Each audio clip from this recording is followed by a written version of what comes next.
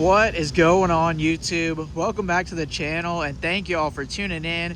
We are coming to you on a Saturday evening from the 44th running of the Loretta Lynn's Amateur National Championship, most prestigious, biggest national in amateur motocross. All the biggest names, the best of the best, they've been through here on this battleground, and we're going to do a little track walk, track preview action. And I have actually not ridden here in 12 years, believe it or not. Last time I was on this track, I broke my wrist, and that was that. You'll have that on those bigger jobs, but I was never all that good here. Honestly, if I was my dad, I probably would have had a litter box back at the pit, because there was a lot of years I rode like a massive pussy, but it is what it is. Let's go ahead and check out this year's rendition of the Loretta Lynn's course. We got some extracurricular activities blocking the starting gate, but here she is, world famous Loretta Lynn's start, ripped down through here into a right-handed sweeper.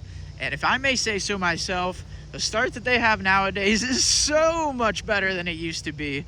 I was watching some videos on Vermoto's YouTube, and it used to be like a WFO chicane from right to left with a tree on the outside. Now, at least you got to slow down a little bit, funnel in there. But I mean, 42 riders, over 100 motos throughout the week. I mean, the first turn could have sunshines and rainbows in it, and there's still going to be a moto or two of chaos in the contract. And there's going to be tons of different dirt out here. It's going to be like a box of chocolates. You never know what you're going to get. Looks like we're starting with some straight sawdust national. Right out of the first turn, now we're already into a sand mix. Like I said, they got a little bit of everything out here.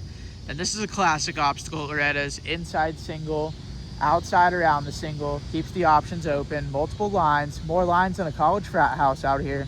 And I cannot emphasize to y'all how deep they got it out here right now. It's only Saturday night. I'm not even gonna bother walking out there and just sinking. I'm good. But you sweep through here, then into this straightaway. This was part of some of the track changes they implemented whenever they had the Pro National here during COVID. It used to be a little bit more of a bottleneck, left, right, through the trees through here, but now they've opened it up a lot more. I think it's a positive change for everybody involved. You can get through the gears, maybe set up a pass with a long straightaway and a bunch of bumps on the way into this corner. It gets gnarls Barkley through here. Headed into this left-hander, there's gonna be some bumps that are taller than half the 50 riders out here. It gets absolutely insane, mind-blowingly rough. Long left-hander, gonna have some super deep ruts, gonna dig all the way to China.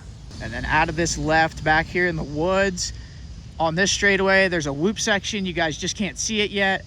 I mean, it gets insane. It's just like Millville sand whoops, just all natural. There's gonna be an acceleration chop on the way out, then whoops all the way down the straightaway with more braking bumps on the way in.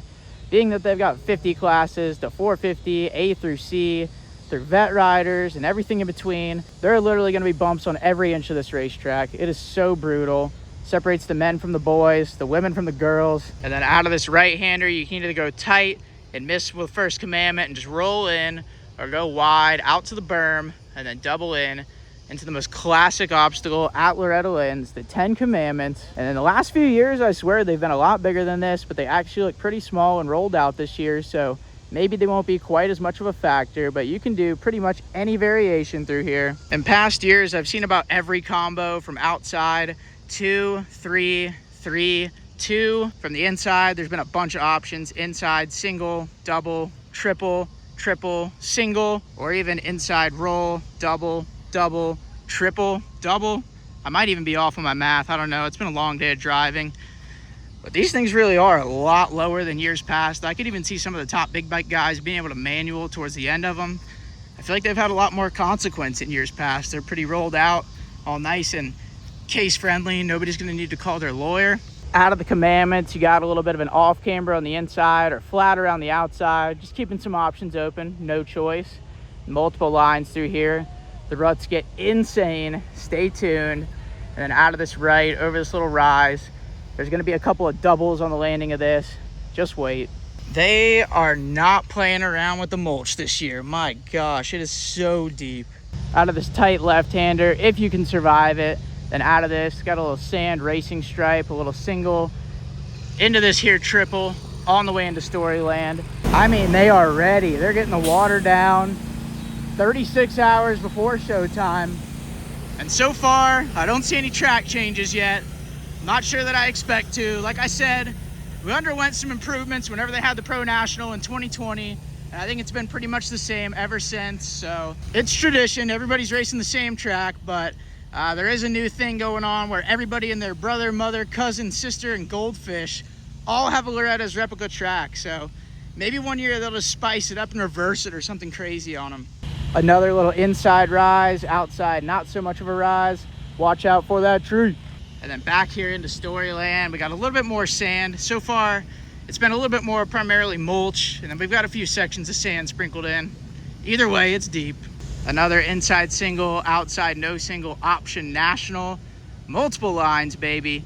And back here in Storyland, it's slow, it's miserable, it's brutal. And then coming out of Storyland, where the only story that was told in my book were fades and subpar results. You got a left-handed 90, and then a little tabletop, and then a seat bounce triple. This one can be pretty tough to huck. And here's this second triple. It's got some nice safe landings, very forgiving. You can land wherever, but you got to do some serious seat bounce boost action to get all the way over it.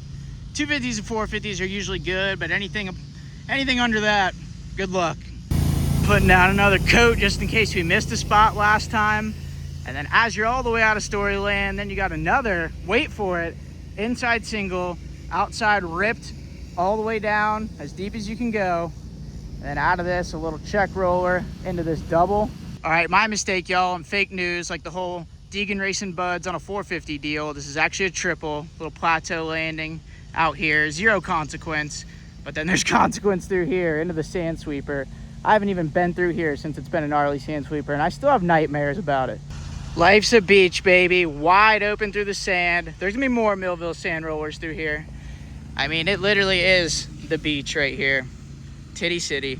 Pound your way through the sand and then into a tight left-hander around the tree. And then this is another change. This used to be an off camber, inside off camber, outside WFO around, but now we just got a 180 and then this double with not much of a landing, a teeth chatterer even if you make it perfect. Land the double with no landing. Gonna be rough, shocker, I know, into a right-hander. And this is usually one of the deepest, gnarliest corners on the track. And as I'm walking around here with it being all flat and smooth, I'm kind of thinking I have no choice but to try to give you guys a post-race day Loretta Lynn's track walk, just to show you guys how insane it gets. Stay tuned. Out of this right-hander, the ruts will have more hooks than damn Mike Tyson versus Jake Paul. Probably some chatter. And then we got the biggest jump on the track. This is kind of a new one. It's never been here whenever I've raced here, but it's a nice little camelback triple. Nice and safe landing. You can kind of float. Showtime action for the fans, for the ladies. Land this triple as we're running out of daylight here, and then wide open into this ski jump. I've never ridden the track since this has been here, but usually this is a rim buster, but it looks like they have a little bit more of a landing built up there this year. And you got two choices. You can either play it safe and scrub, land right there in the middle, then bounce off the single, or you can go for the big kahuna launch and send it, land all the way right here. Hope those Excel spokes are all tight. And then we come into the sand sweeper. And then this sand sweeper, I'm gonna call this Llama Lynn's because it gets insanely mental. Jeffrey Hastings would love it, but a lot of these kids are on the struggle bus through here. There's pretty much a 100% chance you'll see this thing get whooped out on Monday practice, and it won't be flat for the rest of the week. They just run it up, and then the rollers last all the way through here, a little drop down and a single out. A lot of times it turns into some hop, skip, and a jump action. Into the final corner, a tight 180 left, and then we got these two doubles for the finish line. Last time I was on this track, I went to Indonesia heavy off this thing, and I mean, they've pretty much taken the landing out. This probably would have done me a solid back in 2013. I'm gonna have to roll the clip right now.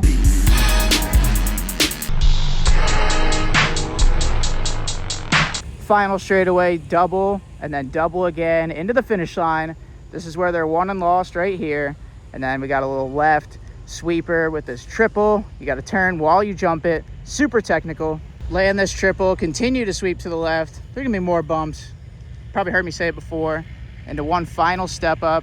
It's just a little step up double, but they've got so much damn dirt on the landing. Usually there's a triple landing right about here. I think Cole Davies was tripling into the corner last year, and then into a 90, across the start, and then past the billboards where you ride by all the legends who have raced here at the ranch. Past the billboards, into our final corner, super tight left, one of the tightest lefts in moto. Sorry about the quality here, guys. It got dark on me. Been a long day of driving in traffic. Tried to get here in time to do this during the day, but yeah, missed the mark a little bit. But out of here, past the mechanics area, you'll find out whether everything's cool or whether you suck. And then a right-hander back into the first corner, and that's a lap at Loretta Lynn's 2025. Same track as last year, but it's gonna be a good one. Practice kicks off on Monday, and yeah, hope you guys enjoyed a little track preview. Sorry it wasn't a little lighter, but let me know what you guys thought in the comments, and hope everybody's as excited as I am for racing. Let's get it on.